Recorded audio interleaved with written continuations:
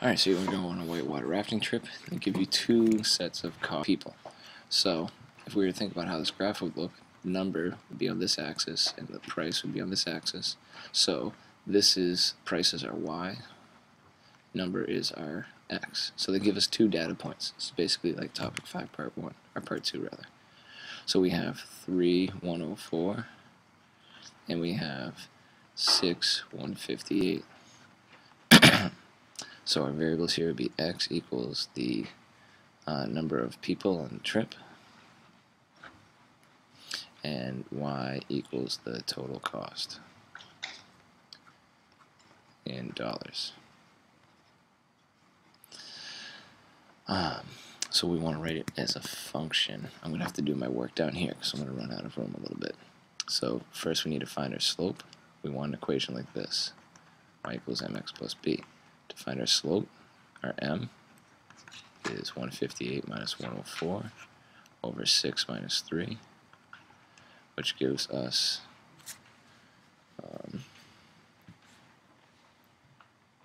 54 over 3, which is 18, and that's dollars over people, so it's dollars per person.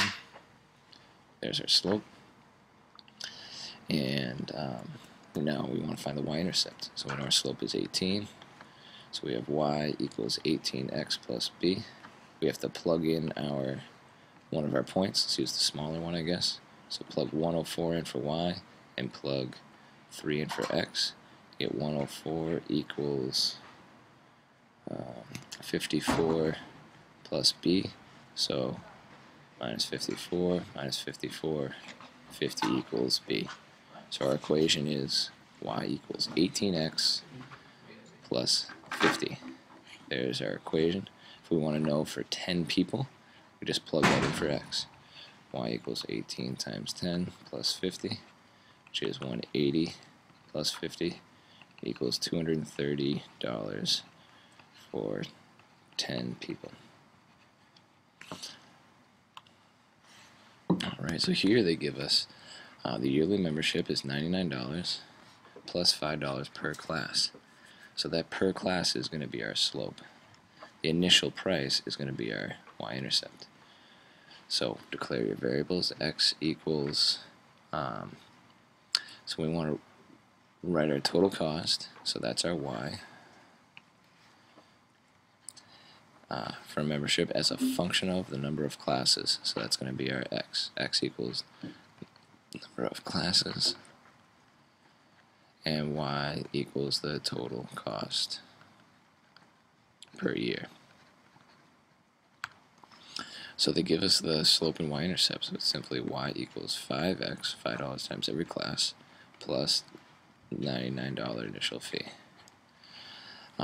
If she spent $299, so y is the total cost, so we're going to plug that in for y.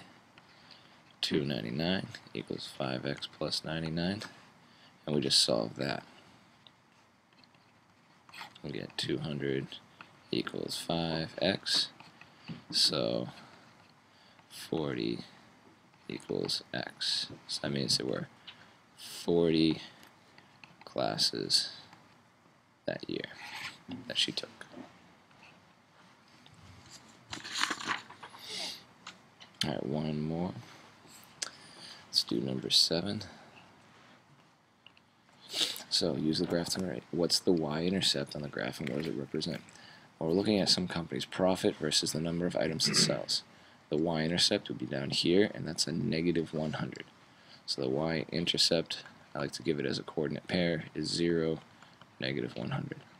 So that means when they sold, this is the number they sold. Number sold is 0, and the amount of money they have is negative 100. So they lose $100 if they sell none. That's their initial cost. So what's the x-intercept and what does that represent? Well, the x-intercept would be right here, and that's the point to 0.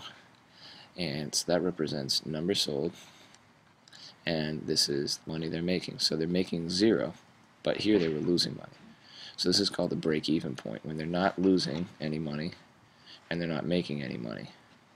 So when they sell 2 items, they break even, which means no profit, no loss. So how many do they need to sell in order to make a profit of 4? Oh, we changed that to 200 in the packet. To make 200, looks like it'd be about this point here, so it looks like they need to sell 6, right? 1, 2, 3, 4, 5, 6 of them. So they need to sell 6 items to make $200. So they need to sell 6 items.